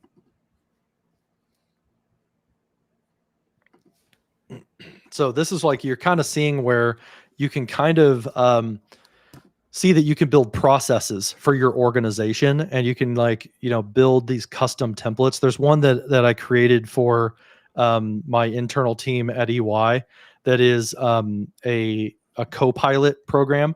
where for Microsoft Copilot, we're having these kind of design thinking sessions with people in the business to kind of understand what are your challenges, and then we're building like prompts together that could help with those challenges. At the end, we're ending up with like a prompt book or a prompt library. What we've done is we've created that design thinking workshop. I put it into a whiteboard. I saved it as a template, and then I sent it to our people advisory folks, and they're the ones who are running the workshops. So you can kind of see that, like in the real world, we've created something that's reusable, given it to the people who execute it, and then they're just using the template. And what are you showing here? So a couple of last things I wanted to point out, talking about like the templates and the flexibility. So like I've got the template that you've shared with me, and when I go to my recommended, I'm actually seeing a couple of new templates in there with the new option. We did a deep dive at work internally compared to Samiro not too long ago, and a couple of the requests that we were getting from Samiro users was it lacked things like vote dotting. Well, lo and behold, that's now a new template that's built in. They do bring new templates fairly regularly in here with different use cases. And as John mentioned, there's instructions and tips on how to work with it.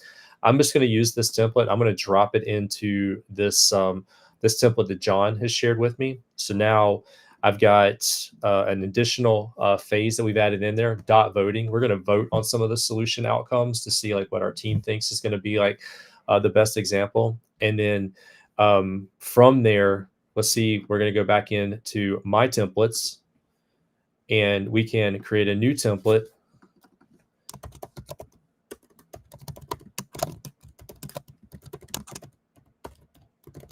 Incident response with voting. And then I can now take what started as a template from John and kind of tweak and append that to some of the processes that I want to manage, or extend it into some of the processes that I want to manage. And now we've built on that. But we're taking advantage of some of the new template features that are templates that Microsoft has laid out. And then we're just leveraging some of these features to be able to create something standardized to measure some processes. And as we're going through this, like I'm having 1,000 ideas for a couple of Copilot onboarding sessions we got coming up. So I know where I'm going to be this weekend. Nice. So I think templates is like by far one of the most powerful things that Microsoft's added to Whiteboard at all, period. But when we added the ability to save and share templates, that really added, you know, all the power that you need to really get rid of most use cases that you were using like other third-party tools for. You could probably leverage Whiteboard for it now. A lot of folks that are kind of having hesitation to use Whiteboard, it's coming from a place of like not spending enough time with Whiteboard, in my opinion. I would say we're probably at least 80% there for like, if you really thought realistically about things, you probably could, you know, use Whiteboard for the vast majority of what you need it to do. I'm wondering if we move on here to like working with objects real quick, past some of the, like just going through like the drawing and non-drawing tools, because we've done that already, showing like pens and stuff. What do you think, Andy? Get into like protecting our whiteboards. Yeah, I'm trying to jot a note down for Copilot. Yeah, for the Copilot section. All right, so I'm going to move on to like the working with objects. And this is something that I forgot to do. So when you're working in a whiteboard, especially if you're working in a whiteboard that you created as a template, people are going to mess it up accidentally. And one way you can like prevent that, so like say that somebody clicks on this and moves it accidentally, and it's like, well, crap, now you like messed up my little fancy whiteboard section because I wanted my text in the upper corner right here, you know. You can get around that by locking things as if they're like immovable objects in the background. So you can lock things individually. The way that you do that is you select the object and then you click the ... and then you can click the lock button right here, and you've locked this object by itself. So now if I click on it, it's not moving around, but I can move around this text label instead. So if I wanted to, I could also click on the text label and I could lock that. What I do is a lot of times things are like together as a couple objects. So what I do is I click and drag to select multiple objects. Then I click the button and I click lock. And now both of those things are locked down. And you can see that like when I select over, it's not selecting that object. So that's a way to kind of say like, this is your area to kind of play around in. I'm going to lock you and basically like make this a fence for you to work in. That's something though that is very helpful with like you getting into these templates here.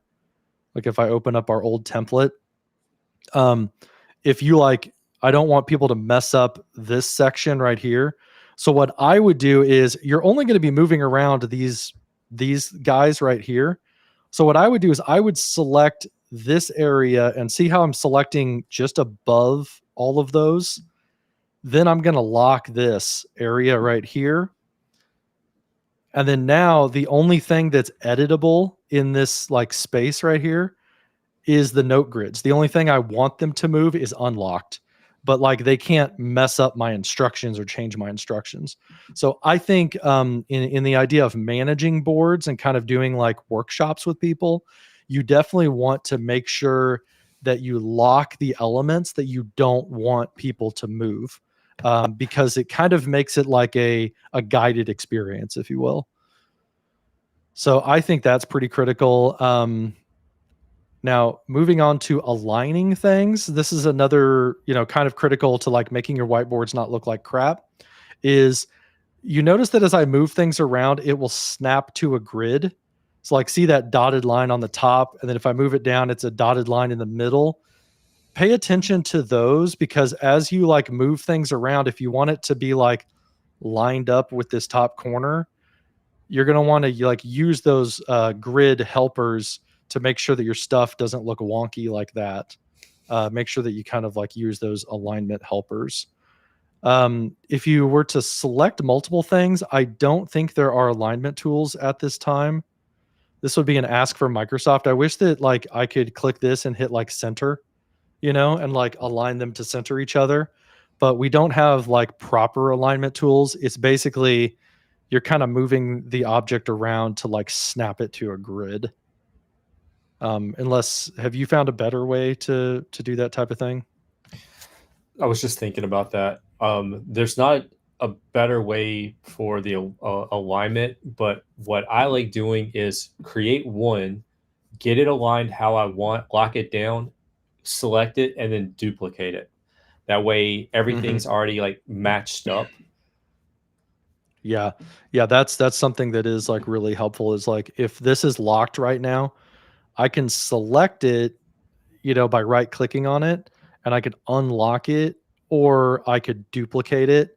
And then now I've like duplicated that object. So if you've got like this area of things, you can select like a whole block of your whiteboard, duplicate it, and go put it somewhere else without having to like create a template and go through all that stuff. And honestly, that's a big shortcut, because like you can just build like one grid and then just duplicate it a whole bunch of times, and everything's going to line up. And then if you need to append to it or modify any of it, everything's already lined up.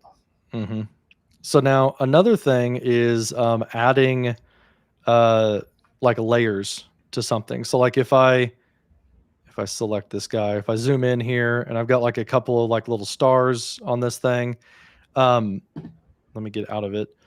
There's layers to this whiteboard. So like if I unlock this space, this is on top of the object right now. But if I wanted to have it behind, I can select the underlying object, and I can bring that to the front, or I could send it to the back if I wanted to. So depending on the type of object you have, like it works best with like shapes. So if I was like adding a triangle onto this and it overlaps like that, I could say send this to the back, and now it's behind that other object. So there is some layering to this. Again, a request for Microsoft, it would be nice if like I could see all of the layers, maybe it's like a 3D thing, so I could kind of rearrange the layers if I wanted to. This is about as good as like what you get in something like Canva or something like that, where you can kind of push it forward or back if you want to. I would like to see maybe the selection pane that you have in PowerPoint where you select a couple of objects and you can see like Hmm. visibility and then maybe drag and drop in the selection pane to like reorder the layering. I think that would just be like cool, little pop-up window Hmm. or inline menu that does that. That would be super helpful. Yeah, that would take away my complaint about alignment too. If you Yeah. had that same selection pane that PowerPoint has, you'd be able to align objects. You'd be able to like deal with your overlaps and stuff like Yeah. that. It would kind of solve a lot of problems. So, um, okay, what is next on our list So here? we've kind of been using the drawing tools and some of the non-drawing tools throughout. They're kind of working their way meta into the conversation. We got about Hmm. 20 minutes left. I think it's Yeah. probably important that we talk a little bit more about sharing and collaboration. Okay. Yeah, definitely.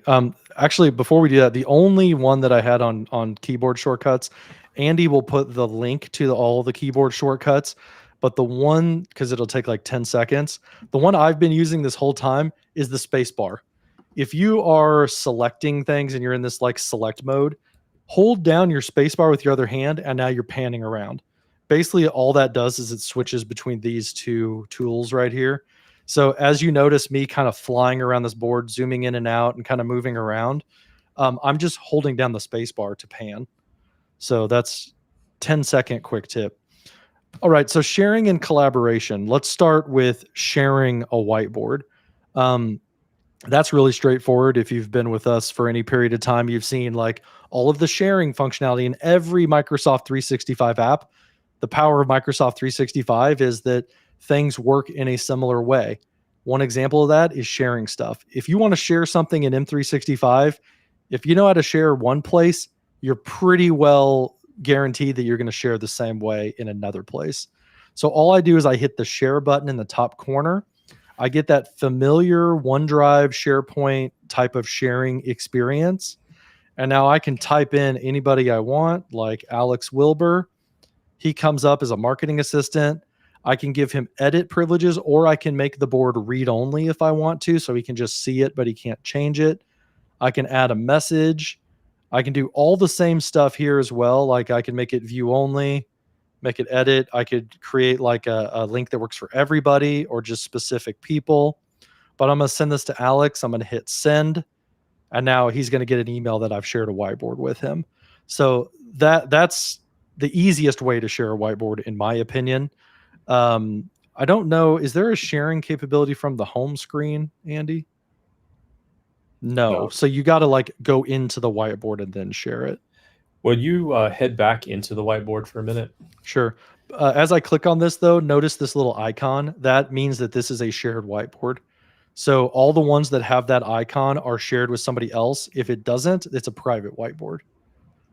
So let's go back into our main board here. And what did we want to look at? I want to bring back up the sharing menu, please. Okay. Yep. So we're going to click share.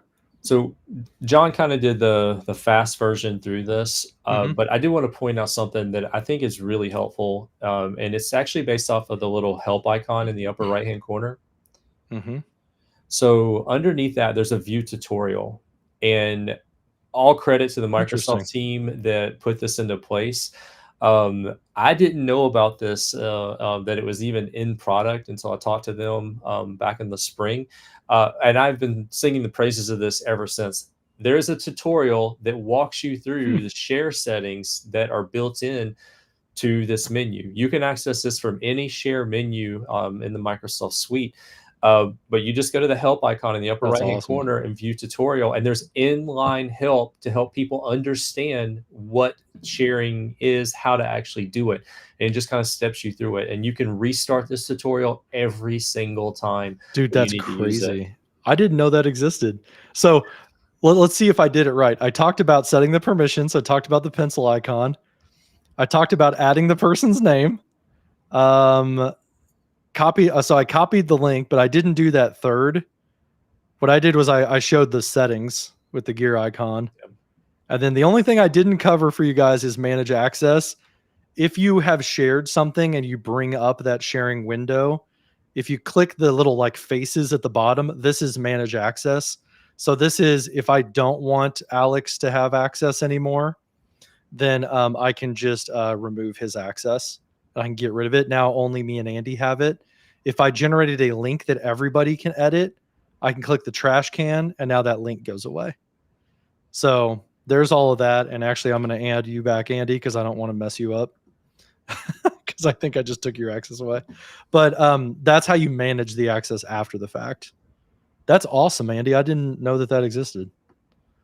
Yeah, that's Pro tip. yeah. Again, hats off to the sharing team at Microsoft for that. They've really been listening to feedback over the last few years. They put in some really cool features, and that's one of them. I like to share that with everybody that needs to be sharing this content. So something that you've seen this entire time that we haven't like talked about necessarily is you've seen Andy's name flying around on the screen, right? And you've been able to like see where he's at live. That is a feature that came out, it was like probably 18 months ago by now or something like that. It's fairly new. This is called collaborative cursors. So if you want to see that, a ton of people like back earlier on, this was like a big, but all the other tools do it like type of argument. So Microsoft added this. You can in time see everybody moving around. If you don't want to see that, that is under the gear. Turn off collaborative cursors, and now I can't see like 50 people moving around distracting me. So if you find it distracting or disorienting, you can turn it off. If it's helpful to you, you can turn it on. And you can see like that Andy has this open. You can see like the roll up at the top. The other thing that helps with collaborating in real time is to do a timer. So again, if you're doing like a workshop and it's like, hey guys, let's do some design thinking. Let's try to figure out the cause and effect. Let's try to like brainstorm all of the causes for this problem. Everybody go on your own. I'm going to give you 5 minutes to do it. You can set the timer right inside of Whiteboard, and then everybody sees this timer going, and they can like hide it if they want to. They can bring it up, and then it will like let everybody know whenever you're done collaborating on that section. Everybody stops at the same time. So you don't have to like go to some timer website and set it in the meeting and pass your audio in and have everybody hear that the timer went off. Just do it right here. The other like controls at the bottom, if you want to kill the timer, you can do that. If you want to pause the timer and say, hey, everybody, let me give you some more instructions, but not take away your time, you can pause it and then hit play and it picks up where it left off. If you want to find like, oh, everybody is like stuck, you can hit the plus a minute and you can add a minute on to give like your students more time. So it's a really basic timer, but honestly, I think it's really useful, especially for people who are like researchers or like designers who are doing like workshops. Having like a timer to keep you moving is a pretty good idea. We probably need a timer in our live streams, Andy, because we like go way off track all the time. We need a timer for every section all the way down our mega whiteboard. Right. Yeah. So I'm going to kill that timer. And do you want to talk about the follow me button? Yeah. So we got the follow me. You'll see it in the upper right hand corner of the screen. It's near the people icon. So you can actually engage the follow me, and as you move through the whiteboard experience and go to separate areas, it brings everybody else. So I'm not touching my mouse at all, but my whiteboard is moving, and you see in the top corner or the top center, I'm following Andy Honeycutt. So he clicked that follow me button and I'm moving around. Now, if I click, I can go somewhere else, and basically Andy is still in follow mode, but I can resume like, oh crap, where did Andy go? You just click the arrow, it jumps to where Andy is, and now I'm following Andy again, and I'm in autopilot again. So you can do that. You'll also notice that Andy has control, so it's grayed out for me. So I have to have Andy click the stop follow, and then I can start having people follow me. So that's one thing that's different from like a Teams meeting is you could click take control. With a whiteboard, you have to like ask the person to stop the follow section. And I'm going to jump over to my screen so you can see my view. Yeah, go ahead. So on my screen, the view I see is that participants are following me. And then I have the option to stop the follow in the upper right. So like I can move around the board Yeah. Now, so I moved somewhere else, Andy. Um, but you did not get an alert that one of your students went off track, Right. right? So like I'm a nefarious person who like just wandered off, right? Andy doesn't know. So that is one thing that you want to keep in mind is that like the facilitator, that's the word I was looking for. The facilitator doesn't really know that everybody is absolutely following them. Um, so that's something to keep in mind. Okay, the laser pointer. This is kind of a more like soft-handed approach. So this is one. Where's the laser pointer at, dude? Oh, there it is. It's under the drawing tools. So if Andy didn't want to force me into following him, he could click the pen icon and then click the laser pointer. And then you see that now it's kind of like what you get in PowerPoint Live, where it's a laser pointer that's a temporary drawing tool that everybody sees in real time. And I'm seeing the laser pointer like drawing arrows right now on my screen. So that it keeps everybody like free to have their own view of the board, but it allows you to like say, hey, look at this, guys, and you can circle something. So that would be the laser pointer. I would classify that as a collaboration tool, not necessarily a drawing tool, because it's the only reason you would use a laser pointer is to show somebody else something. And I'll say Yeah. it definitely works better on touch screens and on touch pads. It's a little, for me, I don't like it as much on the mouse because like I can't quite get the shape that I want. Versus like if I have like a stylus, it's a little bit easier. Yeah. So making a board read only. Is there a native tool? So now I'm getting like outside of what I know offhand. There's no tool to like make the board read only with like an actual dedicated button, right? The only way I know is like share it with view privileges or like lock everything, Well, right? I mean, that kind of also bleeds over into the export option. Mm-hmm. So if you share it and you make it read only, then you've locked it down so that users can't do anything with it. If you export it, you have the ability to export it as like an image. Um, there's also the full export, which includes a JSON file, text, and links. That can I I haven't haven't used messed that. with that. I've never Yeah, seen an import on Whiteboard, so I don't really know what you would use that for. yeah, that's interesting. But if you do it as an image, I'm just going to do like standard resolution, and then we'll export that. Mm-hmm. And so we'll And just it's go a and just PNG, right? yeah. Yeah. So it exports as a PNG. It's pretty long because like that's just the way we design the board. Yeah.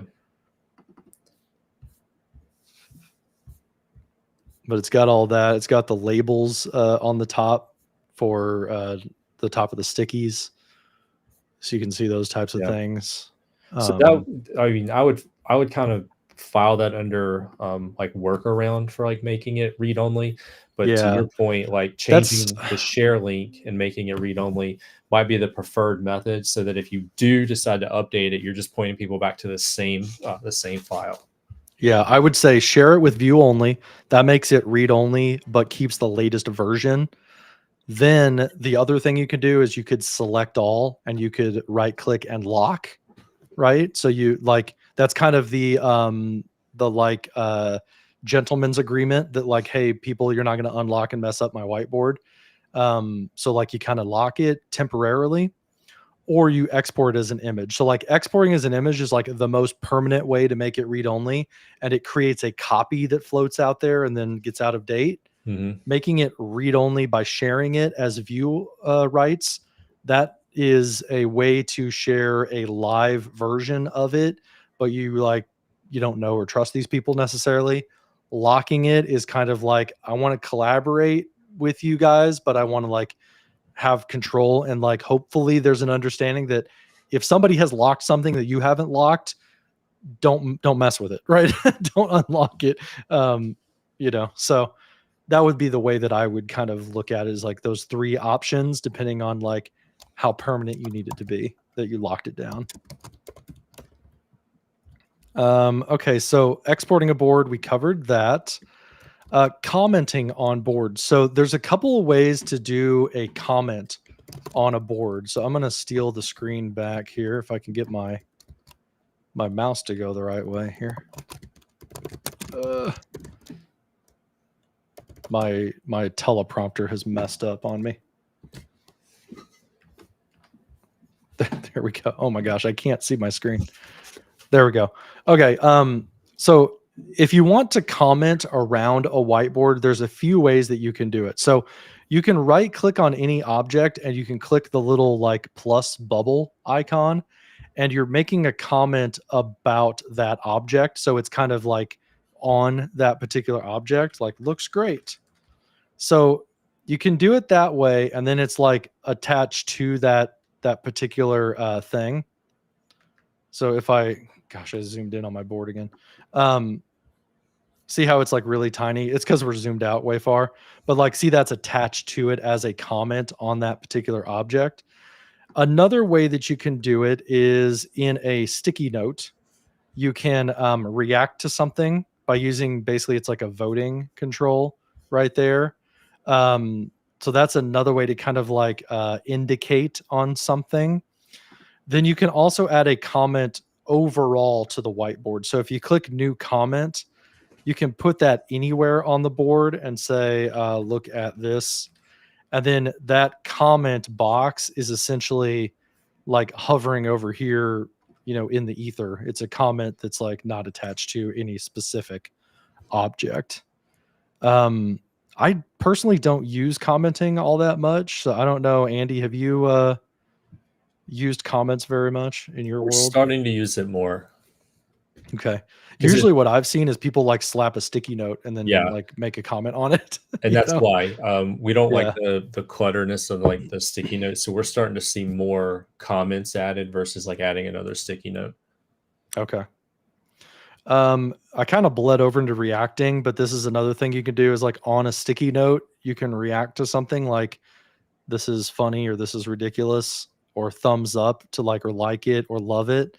The other thing you can do is there's an entire kind of tool that's called reactions, and that's even more options. And when you click on that, you can add it to any object independently of it being like voting on a sticky note. So if you want like this is fire, you can add. So you can be more expressive with these types of reactions, but they're not necessarily like they're not a part of the sticky note is what I'm trying to say. Anything else on reactions? No, just make sure you layer it correctly. Yeah, exactly. Yeah, you could end up with like your reactions behind the object. Otherwise, if this is on here, it's like part of the sticky note on there. So, okay. Do we have time for Copilot, or do you want to skip this one since we've done it in our What's News? I've got it already pulled up and ready to go on my screen. Okay, cool. So I'm just gonna because I go would have through to a couple switch things. tenants. Nope, already got it pulled up. Perfect. So, and I think this is going to bring us home here today. Let's talk about Copilot inside of Whiteboard. Now, I've already done a couple of Copilot things, so you can kind of see what the output of that it's actually going to be. But if you're a Microsoft 365 Copilot licensed user, you're going to be able to go into Whiteboard and you'll have Copilot available as part of the experience. It can suggest content, it can categorize notes that are in the view, and it can summarize the note content that's there. And that's actually what it's done. So the summarization actually happens right over here. So this is my whiteboard summary. It's identifying some key themes, broke it down into a couple of bullet points, and then it's given some reference pictures down at the bottom. So this is what the output of this looks like. But this summarization is powered by Copilot, and it's a Microsoft Loop component. So this component's reusable. I can pull it into my Loop workspaces. I can pull it into an email. I can pull it into Teams, and then I can reuse this in a couple of different places. So we've done all this work over here by using the summary from Copilot and that Loop component. Now we can go and I can reuse this part of it somewhere else, maybe put it in the agenda for an upcoming meeting because I've already done the work here. But it's going to summarize based off of the notes that it actually sees. And that's the other thing that I want to drill into. Categorization. When it categorizes the notes that are in view, it's literally the sticky notes that are in view. It's not looking at any shapes. It's not looking at other images. It's not looking at other Office applications that might be embedded in your whiteboard. It's looking for sticky notes. So if you ask it to categorize, it's going to look at those sticky notes, confirm, and then it's going to try to put it in some kind of taxonomy based off of what it's deriving from the content. And you have the ability to regenerate this a few times if you don't like what you're actually getting, but it's based off of sticky notes. So the content is actually inside of there. And when you're settled, you can keep that option, but you can always go back and you can continue to work with categorization of those notes. Now I'm just going to move up in the canvas a little bit, pull that off, and I'm going to have it suggest some contents and ideas. So now it's allowing me to prompt. So I'm going to say, let's do cause and effect for Copilot technical issues.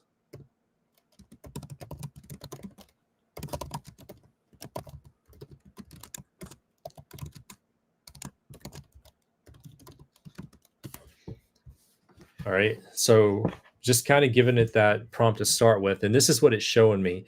So this is very similar to the narrative PowerPoint narrative feature that rolled out in Copilot earlier this week, where you give it a prompt and it starts to outline what the presentation is going to look like, and you can go back and append to that before you actually build the presentation. Same thing here. It's given me some sticky notes that it thinks are going to help for this particular process that I've defined as part of my prompt. If there's something that I don't want, it's simply a matter of removing that. If I need to go back and re-edit the prompt, I can re-edit the prompt and open that back up, and then we'll get the draft and we'll go through one more time. I can regenerate, but if I'm happy with what I've got here, I can go ahead and insert that, and then it inserts all of those as sticky notes based off of the prompt that I entered in.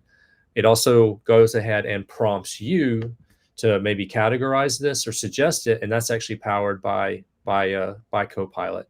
So maybe add some additional suggestions. It didn't like that. I'm going to try one more time.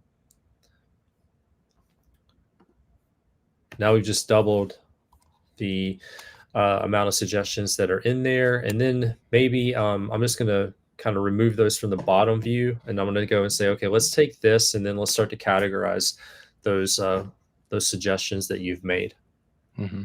And the cool thing about this is, like, I just did like a bullet point from a prompt, like not a really super in-depth, like I gave it kind of high level, like what I was looking at, but now I've got some suggestions and it's went ahead and started grouping those for me.